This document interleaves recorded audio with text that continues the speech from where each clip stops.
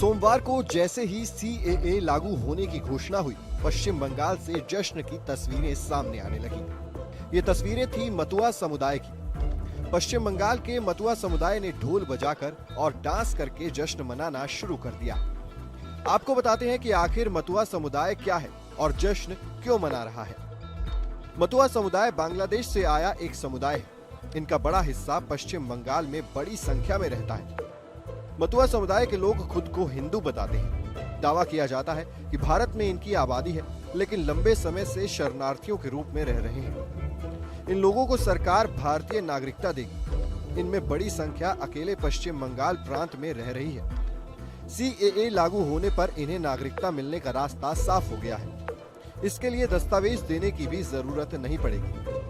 जनसंख्या की बात करें तो मतुआ समुदाय की जनसंख्या के सही आंकड़े अभी मौजूद नहीं हैं, लेकिन कुछ रिकॉर्ड्स में इनकी जनसंख्या 70 से 80 लाख तो कुछ में 2 से 3 करोड़ बताई गई है। इसमें भी सबसे ज्यादा जनसंख्या पश्चिम बंगाल में है। मतुआ समुदाय के जो लोग विभाजन से पहले मौजूद हैं, उनके पास भारत की नागरिकता है। ऐसे लोगों की जनसंख्या 30 लाख के करीब है।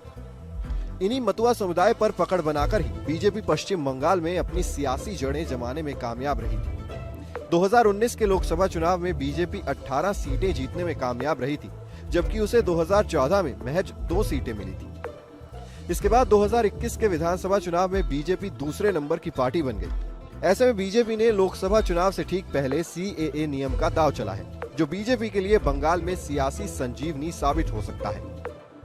वहीं ममता बनर्जी के लिए ये बात टेंशन बढ़ाने वाली हो सकती है। ममता बनर्जी का सीएए पर रिएक्शन भी सामने आ चुका है। उन्होंने कहा है कि वो इस नोटिफिकेशन को पढ़ेंगी। अगर किसी भी भारतीय के नागरिकता पर इससे असर पड़ेगा तो विरोध करेंगी। सीएए के बारे में बता दें कि सीएए यानी सिटीजनशिप अमेंडमेंट एक्ट सोमवार को लागू हो गया। ये एक्ट साल 2019 में ही पास हो गया था, लेकिन 5 साल तक इसे लागू नहीं किया जा सका।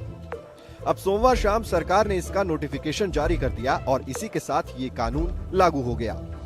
अब पाकिस्तान, बांग्लादेश और अफगानिस्तान से जो भी हिंदू, सिख, बौद्ध और जैन और वहां के अन्य अल्पसंख्यक दिसंबर 2014 से पहले भारत में आकर बसे हैं, उनको नागरिकता देने का रास्ता साफ हो गया है। सीएए को लागू होने में 5 साल का समय लगा। सीएए को लेकर साल 2020 से लगातार एक्सटेंशन लिया जा रहा है। दरअसल संसदीय प्रक्रियाओं की नियमावली के मुताबिक किसी भी कानून के नियम राष्ट्रपति की सहमति के 6 महीने के भीतर तैयार किए जाने चाहिए। ऐसा न होने पर लोकसभा और राज्यसभा में विधान समितियों से विस्तार की मांग की जानी चाहिए। सीएए के केस में 2020 से गृह मंत्रालय नियम बनाने के लिए संसदीय समितियों से नियमित अंतराल में एक्सटेंशन लेता रहा है। अब लोकसभा चुनाव से पहले इसे लागू कर दिया गया है। फिलहाल इस वीडियो में इतना ही। इस खबर को लिखा है हमारे डेस्क के साथी अपूर्व श्रीवास्तव ने। बाकी खबरों की अपडेट्स के लिए देखते रहिए न्यूज़ नेशन डिजिटल।